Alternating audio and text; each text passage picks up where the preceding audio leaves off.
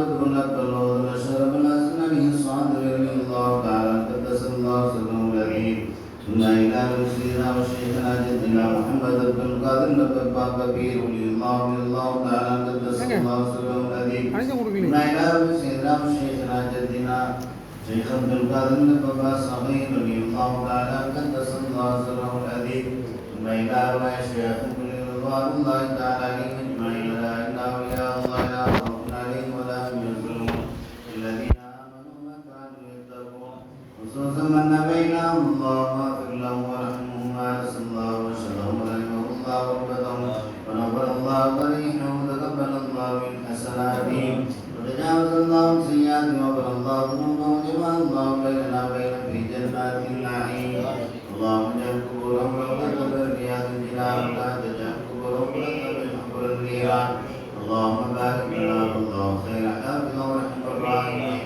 ربنا آتنا في الدنيا حسنة وفي الآخرة حسنة وقنا عذاب النار ربنا اغفر لنا ولوالدينا ربنا رب ارحمهما كما ربياني صغيرا هذا مد رحمتي يا ارحم الراحمين وصلى الله تعالى وسلم على خير خلقه سيدنا محمد وآله وصحبه أجمعين سبحان ربك رب العزة عما يصفون وسلام على المرسلين والحمد لله رب العالمين سبحان ربك رب العزة عما يصفون وسلام على المرسلين والحمد لله رب العالمين آمين سبحان ربك رب العزة عما يصفون وسلام على المرسلين والحمد لله رب العالمين صلى الله على محمد صلى الله عليه وسلم صلى الله على محمد صلى الله عليه وسلم صلى الله على محمد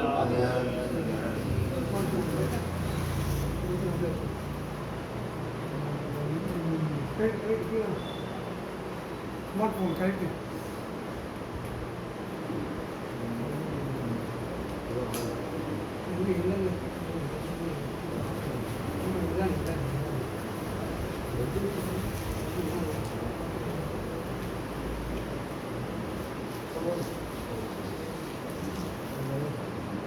أعوذ بالله من الشيطان الرجيم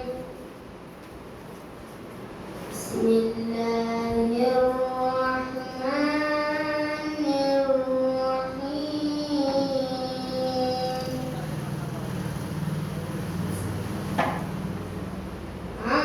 عما يتساءلون عن النبأ العظيم الذي هم فيه مختلفون كلا سيعلمون ثم كلا سيعلمون ألم نجعل الأرض مهادا والجبال أوتادا وخلقناكم أزواجا وجعلنا نومكم سباتا وجعلنا الليل لباسا وجعلنا النهار معاشا وبنينا فوقكم سبعا شدادا وجعلنا سراجا وهاجا صدق الله العظيم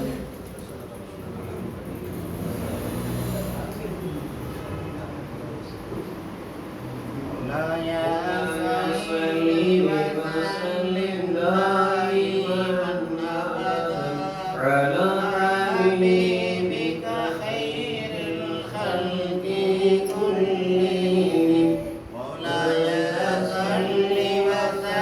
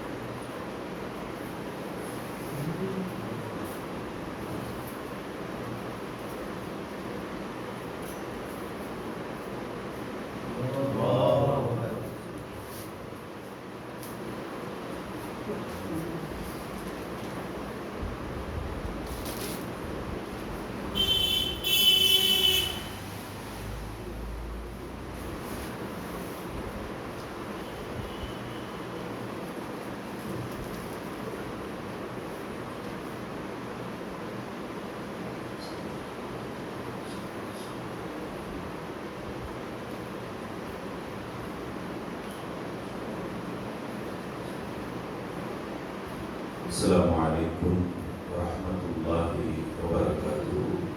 وعليكم السلام.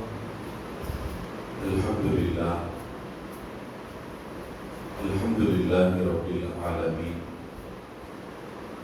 والعاقبة للمتقين والصلاة والسلام على سيد المرسلين سيدنا محمد صلى الله عليه وسلم وعلى آله وأصحابه أجمعين ومن تبعهم بإحسان إلى يوم الدين أما بعد.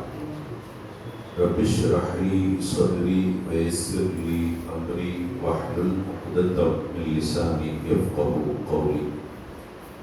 والصلاة والسلام عليك يا سيدي يا رسول الله. خذ بيدي قلت حيلتي أدركني مرادي يا رسول الله يا شفيع المذنبين. رضينا بالله ربا وبالإسلام دينا وبسيدنا محمد صلى الله عليه وسلم نبيا ورسولا وبشيخنا محي الدين عبد القادر الجيلاني رضي الله تعالى شيخا ومرشدا. அளவற்ற அருளாளரும் நிகரற்ற அன்புடையோனுமாகிய அல்லாஹ்வின் திருநாமத்தால் ஆரம்பம் செய்கின்றேன்.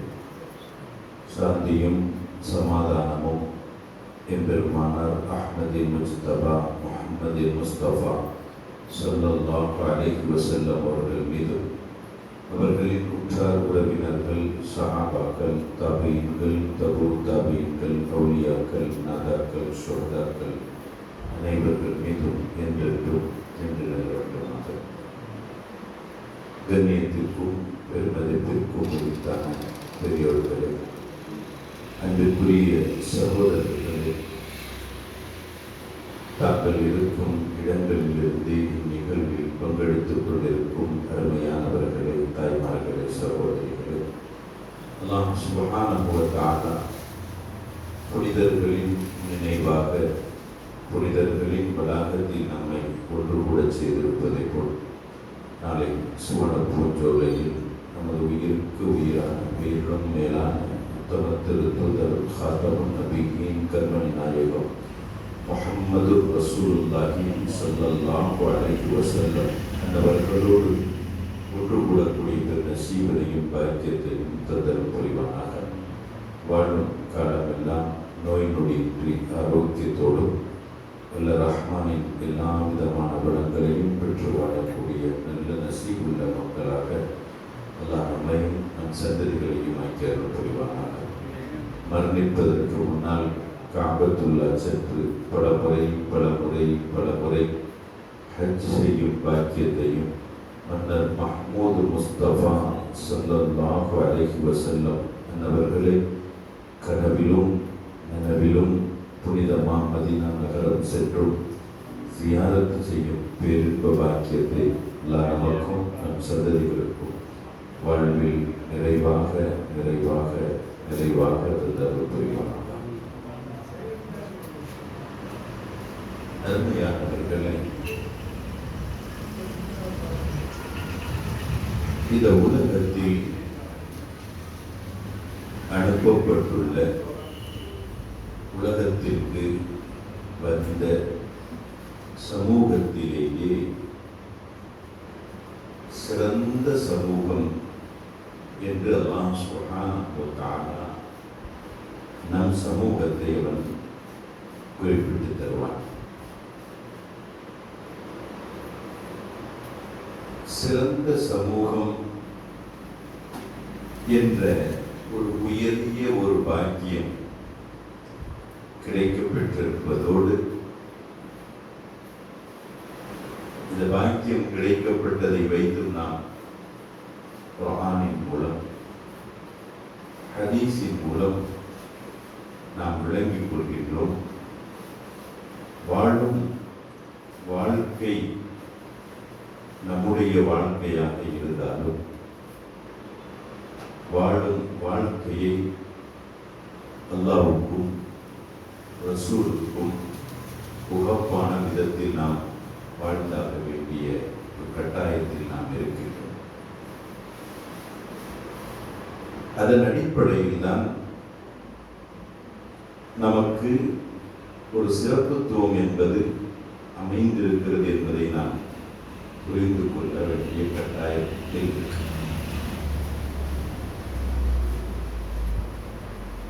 வாழும் வாழ்க்கை நமக்குரியதாக இருந்தாலும் அந்த வாழ்க்கையை நாம் நம் விருப்ப பிரகாரம் வாழ்ந்துவிட முடியாது. இப்படிதான் வாழ வேண்டும் என்று நமக்கு வரையறுத்து தரப்பட்டுள்ளது. அந்த வாழ்க்கையினுடைய ஒவ்வொரு அங்கமும்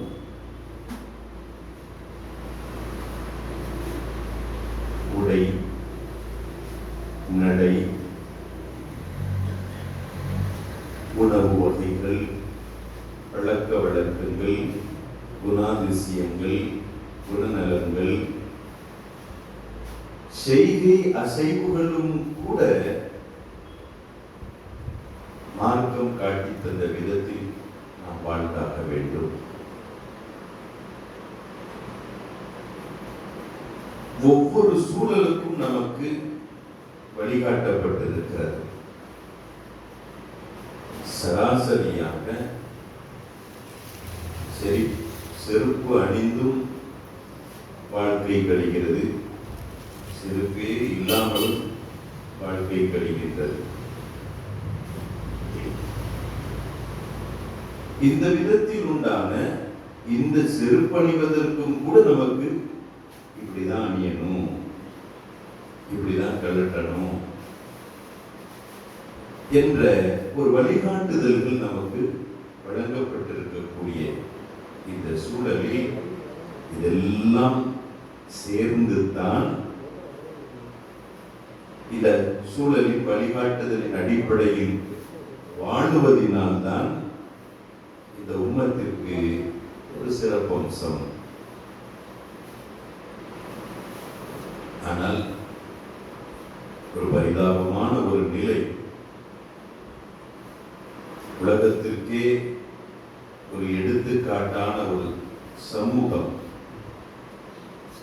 உலகத்திற்கே முதன்மைத்துவத்தை பெறக்கூடிய ஒரு சமூகம் தன் வழிமுறைகளை மறந்து எந்த ஒரு நடைமுறை வழிமுறைகளில் உயர்வும் சிறப்பும் இருக்குமோ அதை விட்டு தன் அறிவுக்கு சரி என்று பட்டதையெல்லாம், தன் சிந்தனைக்கும் ஆசைக்கும் சரி என்று பட்டதையெல்லாம் ஒரு சிறந்த நடைமுறை என்று எடுத்து வாழ்ந்து இம்மையிலும் தோல்வியையும் மறுமையிலும் பேரிழப்பை பக்கமும் சென்று கொண்டிருப்பதை நாம் நினைத்து பார்க்கிறோம். பாதுகாத்தருவானாக. நம்மை வழித்தவர வைப்பதற்கென்றே பல நடைமுறைகள் இந்த உலகத்தில் கொண்டு வரப்பட்டிருக்கிறது. நம்மை கெடுக்க வேண்டும், நம் சமூகத்தை குலைக்க வேண்டும், நம் சமூகத்திற்கான நற்பெயர்களை அழிக்க வேண்டும் என்ற ரீதியிலேயே பலவாறு உலகளாவிய செயல்கள், வஸ்துக்கள் இந்த உலகத்தில் நடைமுறைப்படுத்தியிருப்பதை நாம் பார்த்துக் கொண்டிருப்போம். ஆனால் பரிதாபம் என்னவென்றால், இது நமக்காக தோண்டப்பட்ட குழிதான் அப்படின்றதை அறியாமலே இந்த சமூகம், குறிப்பாக இந்த சமூகத்தினுடைய இளம் பருவத்திற்குரிய அந்த கூட்டம் அதில் போய் விழுந்து தன் வாழ்க்கையை சீரழித்துக் கொண்டிருக்கக்கூடிய ஒரு சூழலை நாம் பார்க்க முடியும். அருமையானவர்களே, வாலிபர்கள், இளைஞர்கள், இளைய தலைமுறையினர்கள் என்பவர்கள் ஒரு சமுதாயத்தினுடைய முதுகெலும்புகள், ஒரு சமுதாயத்தினுடைய தூண்கள். சமுதாயத்திலும் குறிப்பாக இஸ்லாமிய சமுதாயத்திலும் சமூகத்திலும் இளைஞர்களுக்கும் இளமை பருவத்திற்கும் என்று நிரம்ப ஒரு முக்கியத்துவங்களையும் அவர்களுக்குண்டான ஒரு சிறப்புகளையும் சிறப்பம்சங்களையும் ஏற்படுத்தி தந்திருக்கிறது என்பதை நாம் மறுக்க முடியாது, மறந்துவிட முடியாது. இந்த இஸ்லாம் ஒரு கட்டத்தில் கட்டமைக்கப்பட்டது இளம் தலைமுறையினர்களை கொண்டே, வாலிப இளைஞர்களான சஹாபாக்களை கொண்டே என்பதையும் நாம் அறிந்தவர்கள். இஸ்லாத்தில் வாலிப பருவத்தை மிக உன்னதமான பருவமாக, ஒரு உயரிய பருவமாக இஸ்லாம் எடுத்து சொல்லக்கூடியதாக இருக்கும். அந்த பருவத்திற்கும் அந்த பருவத்தை சார்ந்தவர்களுக்கும் கூட ஒரு கண்ணியத்தை ஏற்படுத்தும் விதமாக, கண்ணியப்படுத்தும் கௌரவப்படுத்தும் முகமாக இஸ்லாம் இந்த பருவத்தை குறிப்பிடும் என்பதை நாம் கவனத்தில் கொள்ள கடமைப்பட்டிருக்கிறோம். பெருமானார் முஹம்மது ரசூலுல்லாஹி ஸல்லல்லாஹு அலைஹி வஸல்லம் அவர்கள் நமக்கு சொல்லித் தந்ததின் அடிப்படையில் உலகத்தில், இந்த உலகத்தை வாழ்ந்து ஆசிரத்திற்கு நாம் சென்ற பின்னால் ஆசிரத்தில் நமக்கான ஒரு சுகத்திற்குரிய, ஒரு இன்பத்திற்கும் ஆனந்தத்திற்குரிய இடம் சுவனமாக இருக்கிறது. அது ஒரு உயரிய இடம், உயர்ந்த இடம், உயர்ந்த ஒரு நிஅமத். எதனால் என்றால், பல நிஅமத்துக்கள் அதனுள் இருந்தாலும், பல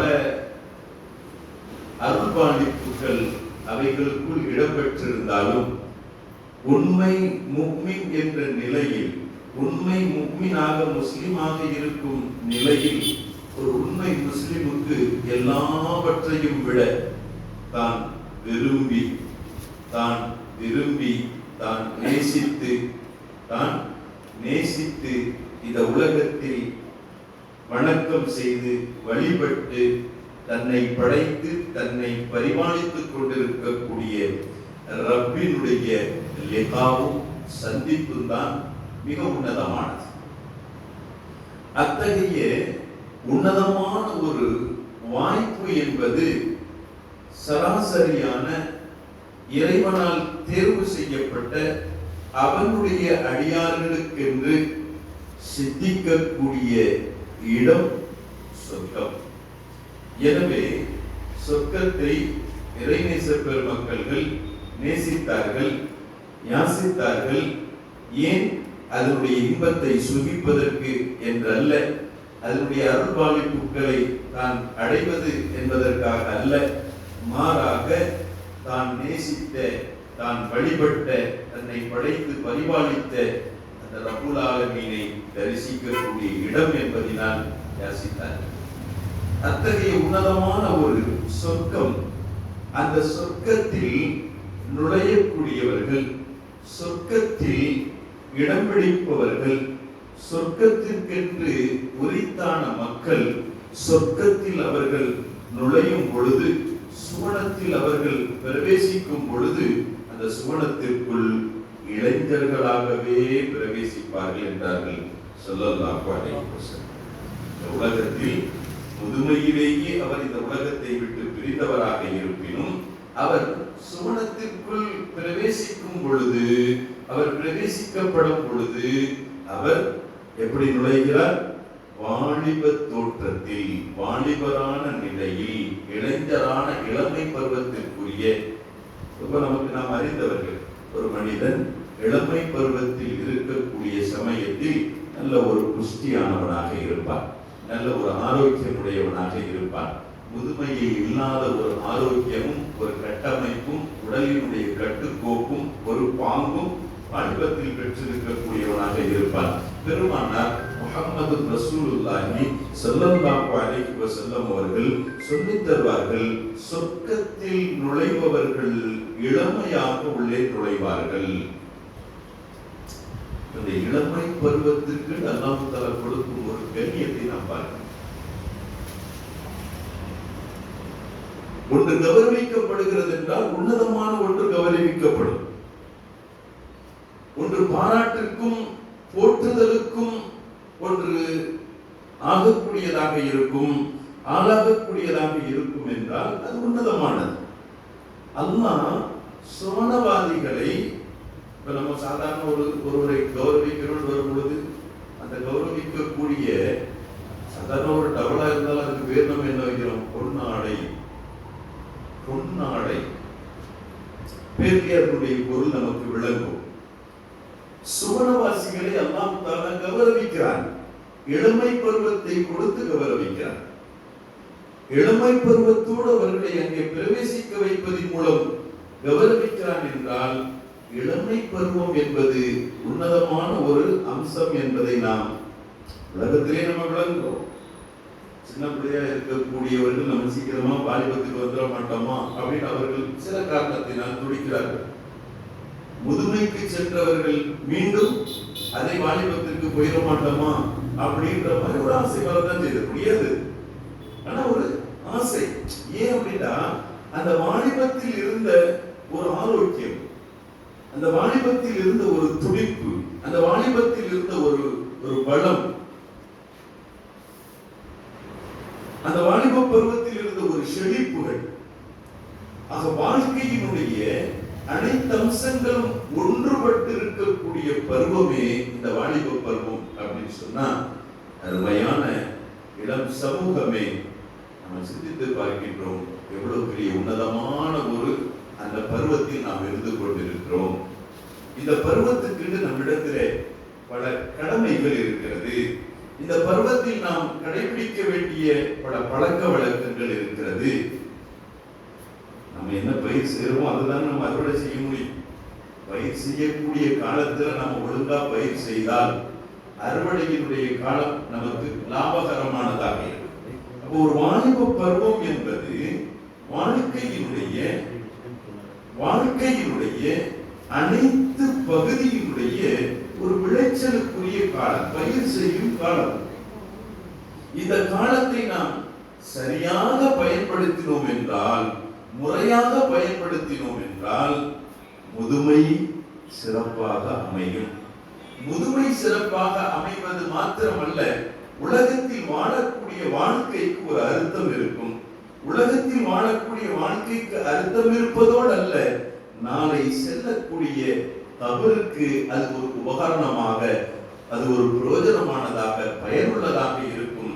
கபருக்கு பயனுள்ளதாக இருப்பதோடு அல்ல, நாளை மஹ்ஷருக்கும் அதை தாண்டி உள்ள வாழ்க்கைக்கும் அது ஒரு சிறந்த ஒரு வழிகாட்டுதலுக்குரியதாகவும் வெளிச்சத்தை ஏற்படுத்தி தரக்கூடியதாகவும் இருக்கும் என்பதை நாம் விளங்கிக் கொள்கின்றோம். அருமையானவர்களே, வாலிப பருவம் அப்படின்றது ஏதோ ஒரு வாழ்க்கையினுடைய ஒரு பகுதி அப்படின்றதோடு அல்லாம அது வாழ்க்கையில் மிக முக்கியமான ஒரு பகுதி, அது வாழ்க்கையில் மிக உன்னதமான ஒரு பகுதி. ஸல்லல்லாஹு அலைஹி வஸல்லம் அவர்கள் நமக்கு அழகாக சொல்லி தருவார்கள். இந்த பருவத்தை குறித்துண்டான கதரை நாம் விளங்க வேண்டும் என்றால் முதல் விஷயம், சுவனவாதிகளை, சொர்க்கத்துக்குரியவர்களை அல்லாஹ் இளமை பருவத்தை கொண்டு அவர்களை கௌரவிக்கின்றான். அத்தகைய ஒரு உன்னதமான ஒரு பருவம் அல்லாஹ்விடத்திலே உன்னதமான பருவம் என்பதினால் நம்ம பிள்ளைகிட்ட ஒரு 10 ரூபா காசு கொடுத்தோம்னா நம்ம கேள்வி கணக்கு கேட்க மாட்டோம். என்ன காலை என்ன செஞ்சா, சரி போ, கூடுதல் கவனம் கேட்க மாட்டோம். இதே பிள்ளைகிட்ட ஒரு 500 ரூபாய் நம்ம கொடுத்திருந்தோம், அந்த 500 ரூபாய் கொடுத்திருந்தோம்னு சொன்னா அந்த 500 ரூபாய்க்கு நம்ம கணக்கு கேட்போம்.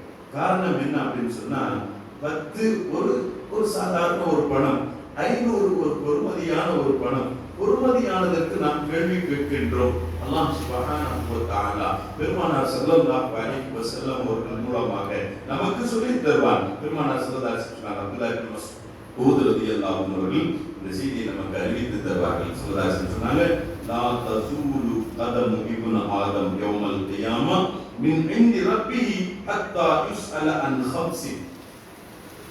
மஹ்ஷர்ல அல்லாஹ்விடத்திலே 5 கேள்விக்கு பதில் சொல்லாம அந்த மாஸ்டர் விட்டு கடந்துட முடியாது. 5 விஷயம் குறித்து, 5 நிலை குறித்து, 5 செய்திகள் குறித்து இறைவனிடத்தில் கணக்கு சொல்லாமல் அந்த மஹ்ஷரை கடந்து விட முடியாது. ஸல்லல்லாஹு அலைஹி வஸல்லம் அவர்கள் சொல்லிட்டு சொன்னாங்க. அடுத்து முதல்ல சொன்னாங்க அன் உம்ரிஹி, அவனுடைய ஆயுள், வாழ்நாள் குறித்து அல்லாஹ் கேட்பான். உனக்கு இவ்வளவு உன் ஆயுள், இவ்வளவு ஆயுள் தந்திருந்தேன், இந்த ஆயுளை எப்படி நீ பயன்படுத்தலாம்? 5 விஷயம் நாங்க ஸல்லல்லாஹு அலைஹி வஸல்லம் அதுல முதலாவதாக என்னங்க ஆயுள் அப்படின்னு இருந்தாங்க குறிப்பிட்டார். அப்ப ஆயுள் அப்படின்னு வர்றதுலேயே இளமையும் சிறுபா பிராயமும் வந்து விட்டது, இளமையும் வந்து விட்டது, முதுமையும் வந்துட்டு ஒட்டுமொத்தமா A to Z ஃபுல்லா வந்துருது. பிறப்பிலிருந்து இறப்பு வரைக்கும் உள்ளது ஆயுள் அடங்கிடுச்சு. ஸல்லல்லாஹு அலைஹி வஸல்லம் இரண்டாவதாக சொன்னாங்க முதலில் அன் உம்ரிஹி, அடுத்து இரண்டாவதாக சொன்னாங்க வான் ஷபாபி, அவனுடைய வாலிபம் குறித்து, அவனுடைய ஆயுள் குறித்து அவனுக்கு கேள்வி கணக்கு உண்டு, அதற்கு பதில் சொல்லியாகணும். ஆயுளில் எல்லாமே வந்துடுச்சு. ஆயுள் ஒரு பொதுவாக கேள்வியாக இருந்தாலும் அந்த ஆயுளில் குறிப்பாக வாலிப பருவத்தை தனித்தெடுத்து எல்லாம் கேள்வி கேட்கும். உன்னுடைய வாலிபத்தில் நீ எப்படி நடந்து கொண்டாய்? உன் வாலிபத்தில் நீ என்ன செய்தாய்? உன் வாலிபத்தில் நீ யாரோடு பழகினாய்? உன் வாலிபத்தில் நீ எதை சம்பாதித்தாய்? உன் வாலிபத்தில் நீ எதை சேகரித்தாய்? உன் வாலிபத்தில் நீ எதை செலவழித்தாய்? ஒவ்வொன்றும் அந்த வாலிபம் குறித்து தனியாக கேட்கப்படும். அடுத்த ஒரு 3 சதவீதம் சொல்வார். நமக்கு இந்த தலைப்புக்கு தோதுவானது வாலிபம். ஆயுள் குறித்து ஒரு விசாரணை, அதற்கு பிறகு மீண்டும் குறிப்பாக அந்த இளமை பருவம் குறித்து ஒரு விசாரணை என்றால், அப்ப அந்த இளமை பருவம் அப்படின்றது ஒரு மிக முக்கியமான ஒரு பருவம் என்பதனால தானே அல்லாஹ் தஆலா மீண்டும் ஒரு கேள்வியை கேட்கும். இதையெல்லாம் நமக்கு சொல்லி நமக்கு உணர்த்தக்கூடிய செய்தி என்னண்டா, இளமை பருவம் அப்படின்றது சாதாரணமாக எடுத்துக்கொள்ளக்கூடிய ஒரு பருவம் அல்ல. அது வாழ்க்கை, இந்த உலகத்து வாழ்க்கை அல்ல. இந்த உலகத்து வாழ்க்கையோடு சேர்ந்து மறுமை வாழ்க்கைக்கும் அது ஒரு மிக முக்கியமான ஒரு பருவமாகும். நாம் எவ்வளவு ஒரு முக்கியமான ஒரு உன்னதமான ஒரு பருவத்தில் நாம் இருக்கிறோம் என்பதை இளம் சமூகம் மறந்துவிடக் கூடாது.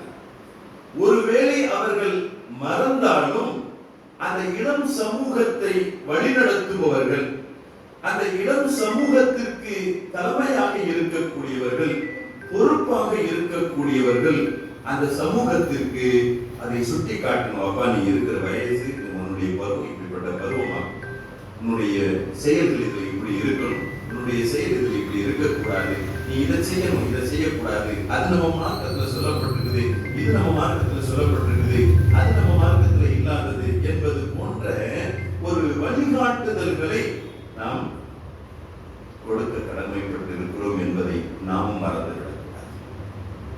குல்லுக்கும் ராயின், நம்மை ஒவ்வொருவர்களும் ஒரு பாட்டுகள்.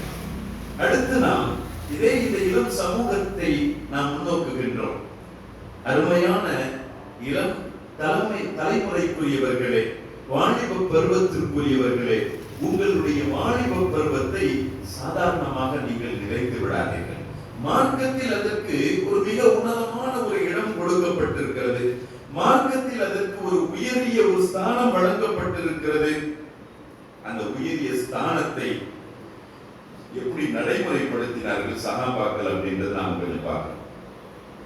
செய்தனா உமர் இப்னுல் கத்தாப் ரலியல்லாஹு அன்ஹு, நீதத்திற்கு பெயர் போன ஆட்சி என்றால் உமர் இப்னுல் கத்தாப் ரலியல்லாஹு ஆட்சி.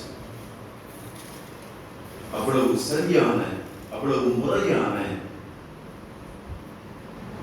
அந்த ஆட்சி. அந்த ஆட்சி நடத்திய ஹஜ்ரத் சையதுனா உமர் இப்னுல் கத்தாப் ரலியல்லாஹு அன்ஹு அவர்கள் ஏதாவது ஒரு புதிதாக ஒரு முடிவெடுக்கணும், ஒரு புதிதாக ஒரு முடிவெடுக்கணும், அல்லது ஒரு முக்கியமான ஒரு காரியத்தில் நாம் முடிவெடுக்கணும் அப்படின்னு சொன்னா, ஹஜ்ரத் சையதுனா உமர் இப்னுல் கத்தாப் ரலியல்லாஹு அன்ஹு அவர்கள் செய்யக்கூடிய வேலை என்ன தெரியுமா? வாலிபர்களை அழைப்பார். வாலிபர்களை அழைத்து வஸ்தஷாரா, அவர்களோடு அவர்கள் ஆலோசனை கேட்பார்கள். எப்படி செய்யலாம்? அவர்களுடைய உடல் ஃப்ரெஷ்ஷான உடல், அவர்களுடைய சிந்தனைகளும் ஃப்ரெஷ்ஷான சிந்தனைகள், வலுவான ஒரு சிந்தனைகளுக்குரிய ஒரு சூழல், ஒரு பருவம், துரிதமாக செயல்படக்கூடிய ஆற்றல் மிக்கவர்கள், துரிதமாக சிந்தித்து ஒரு முடிவுக்கு வரக்கூடிய ஒரு பருவத்திற்குரியவர்கள் என்ற அடிப்படையில் அந்த வாலிப சமூகத்தையும் அழைத்து அவர்களிடத்தில் ஆலோசனை பெற்று தங்களுடைய காரியங்களை செயல்படுத்துவார்கள் என்பதாக வரலாறு நமக்கு சொல்லித் தருகிறது. என்றால் இந்த இளம் பருவத்திற்குரியவர்கள் சிந்தித்து பார்க்கணும். நாம ஒரு ஆட்சிக்கு, இஸ்லாமிய ஆட்சிக்கு ஆலோசனை சொன்னவர்கள், ஆலோசனை சொல்லும் அளவிற்கு நாம் மதிக்கப்பட்டிருக்கிறோம், நம்முடைய பருவம் மதிக்கப்பட்டதாக இருக்கிறது என்பதை விளங்க வேண்டிய ஒரு கட்டாயம். அருமையானவர்களே, எல்லாவற்றுக்கும் மேலாக நாம் ஆரம்பத்தில் சொன்னது போன்று நாம் ஹைர உம்மத், இந்த ஹைர உம்மத் அப்படின்றது எதுவரையிலும் நாம் ஹைர உம்மத், எதுவரையிலும் நாம் அல்லாஹ்வும் அல்லாஹ்வுடைய ரசூலும் சொன்னதை வாழ்க்கையில் எடுத்து நடப்போமோ, அதை வாழ்க்கையில் கடைபிடிப்போமோ, அப்போதான் அந்த ஹைர உம்மத் என்ற அந்த சிறப்பும் இருக்கும். அதை விட்டு விடும் பொழுது அந்த ஹைர உம்மத் அப்படின்ற லிஸ்ட்ல இருந்து நாமளும் வெளியேற வேண்டியதாகிவிடும். அல்லாஹ் நம்மையும் நம் சமூகத்தையும் பாதுகாத்தருள்வார். அருமையானவர்களே, இங்கே இந்த உலகத்தில் நாம் ஆரம்பத்தில் குறிப்பிட்டது போன்று நமக்கே விரிக்கப்பட்ட பல வலைகள் இருக்கிறது. நம் சமூகத்தை குறிவைத்து பல வலைகள் விரிக்கப்பட்டிருக்கிறது. அது தெரியாம நாமளே போய் சில இடங்கள்ல தெரிந்தே போய் விடக்கூடிய ஒரு சூழல் இல்லை. நம் மார்க்கம் உயர்ந்த மார்க்கம், நம் மார்க்கம் சிறந்த மார்க்கம், நம்முடைய வழிகாட்டல்கள், நமக்காக வழிகாட்டப்பட்டவைகள் சிறந்தவைகள், நம்முடைய வாழ்க்கையில் கடைபிடிக்க வேண்டும் என்று சொல்லி தரப்பட்டவைகள் அனைத்தும் சிறப்பாக இருக்கும் பொழுது அதை விட்டுட்டு மற்றதை குறித்து நாம் சிந்தித்தோ அல்லது மற்றதில் நாம் வீழுவதன் மூலமாகவோ நம்மை நாம் வீழ்த்தி கொண்டிருக்கிறோம் என்பதை நாம் மறந்து விடக்கூடாது. இன்னைக்கு எப்படி ஆயிடுச்சுன்னா ஒரு வெஸ்டர்ன் கலாச்சாரம் அப்படின்ற மாதிரி ஆயிடுச்சு. நவநாகரீக உலகம் அப்படின்ற பேர்ல, ஒரு நவநாகரிகன்ற பேர்ல ஒரு காலத்தில் முகம் சுளிக்கப்பட்டவைகள் எல்லாம் இப்ப அது செய்யலன்னா முகம் சுளிக்கிறன்ற மாதிரி ஆயிடுச்சு. உடுக்கும் உடையிலிருந்தும் தோற்றத்தை அலங்காரமாக்கிக் கொள்ளக்கூடிய சூழ்நிலையில் இருந்தும் உண்ணும் உணவில் இருந்தும் எல்லாமும் புதுசு புதுசா கண்டுபிடிச்சிட்டாங்க. அது ஹலாலா அப்படின்றத நாம சிந்தித்து இருக்கிறோமா? அல்லது சாப்பிட போனா அது ஹலாலுக்குரியதா என்பதை தேடி சாப்பிடக்கூடிய ஒரு பழக்கம் இருக்கிறதா? அல்லாஹ் சுப்ஹானஹு வ தஆலா ஷரியத்தை எந்நாளும் எப்பொழுதும் நம்முடைய தலை மீது வைத்தவர்களாக நாம் வாழும் தௌஃபீக்குரியவர்களாக அல்லாஹ் நம்மை ஆக்குவானாக. நம்முடைய கலாச்சாரம், நம்முடைய மார்க்கத்தில் நமக்கு அழகிய கலாச்சார முறைகள் சொல்லித் தரப்பட்டிருக்கிறது. அதை கொண்டும் நாம் கண்ணியம் அடைவதற்கு, பெருமை அடைவதற்கு, சிறப்பு பெறுவதற்கு நிறைய வழிகள் இருக்கிறது. அவ்வளவு சிறப்புகள் சொல்லித் தரப்பட்ட நாம் எதற்காக இன்னொருவருடைய கலாச்சாரத்தை கடைபிடித்து அதுல நாம் சிறப்படையணும் ஏன் நம்ம நினைக்கிறோம்? ஒன்றை மாத்திரம் நாம் விளங்கிக் கொள்ள வேண்டும். அன்றே சஹாபாக்கள் சொல்லி தந்த வார்த்தை, ஹஜ்ரத் சய்யிதனா உமர் இப்னுல் கத்தாப் ரலியல்லாஹு அன்ஹு அவர்கள் சொல்லி தந்த வார்த்தை மிக அழகிய வார்த்தை. நாம் நெஞ்சத்தில் பதிந்து கொள்ள வேண்டிய ஒரு வார்த்தை, உள்ளத்தில் பதிந்து கொள்ள வேண்டிய ஒரு வார்த்தை. என்ன தெரியுமா? எப்போதெல்லாம் நாம் இஸ்லாம் காட்டிய இஸ்லாமிய வழிமுறைகளை கடந்து நமக்கான கண்ணியத்தையும் நமக்கான பெருமையையும் சிறப்பையும் தேடுவோமோ அப்போதெல்லாம் நாம் கேவலத்திற்கு ஆளாக வேண்டியது இருக்கும்.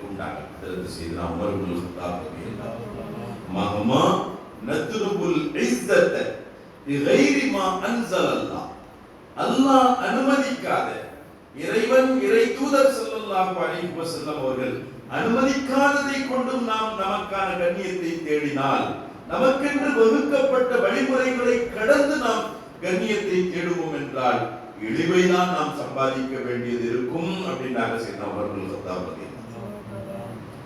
நமக்கு ஒவ்வொரு சூழலையும் நமக்கு ஒரு நேர்மை, ஒரு நடைமுறை, உடை, நடை, உணவு எல்லாம் நமக்கு சொல்லித் தரப்பட்டிருக்குதுல்ல.